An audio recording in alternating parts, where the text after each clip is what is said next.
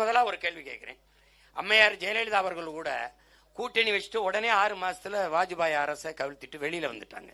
அதுக்கப்புறம் 1999 திருப்பி போய் கூட்டணி வச்சு 5 ஆண்டு காலம் இந்த பிஜேபி ஆட்சியை நிலையான ஆட்சியா கொடுக்க வச்ச பெருமகன் யாரு? ஐயா கருணாநிதி அவர்கள். உங்களுக்கு நல்லா அது புரியும்.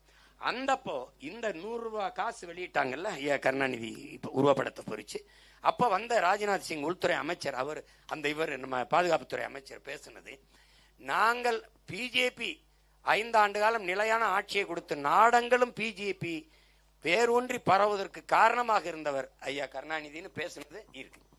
அப்ப இதை எப்படி எடுத்துக்கிறீங்க? இதை எப்படி எடுத்துக்கிறீங்க சொல்லுங்க. குஜராத் கலவரத்தை அங்க இருக்கிற சட்டம் ஒழுங்கு பிரச்சனை அந்த வார்த்தையை பதிவு பண்ணிருக்காரு இல்லையானே? சட்டம் ஒழுங்கு பிரச்சனைன்னு சொன்னது யாரு? பாராளுமன்றத்தில் குஜராத் பிரச்சனைகளே பேசினால் நாங்கள் பஞ்சாப் கலவரத்தை பேச வேண்டியது வரும்னு பேசுனது காங்கிரஸ் கிட்ட பேசுனது யாரு? அது தலைவருக்கு பேரெல்லாம் நான் சொல்லணுமா? உங்களுக்கு தெரியுமா இல்லையா? அந்த காணொலி ஆவணங்களை நாங்கள் உள்ளரங்களை சொல்றேன். எந்த இடத்துல போட்டு காட்டினோம்டா சல்மான்? வேலூர்ல நான் போட்டு காட்டினேன். இன்னும் வந்து அந்த காணொலி இருக்கு. அந்த காணொலி ஆவணங்களை திரையிட விடாம தடுத்தது யார்? பிபிசி ஆவணத்தை. அப்ப அது எல்லாரும் அவங்க பேசுனது அவங்க தான். சரி, நான் இன்னொரு கேள்வி ஒண்ணுண்ணே.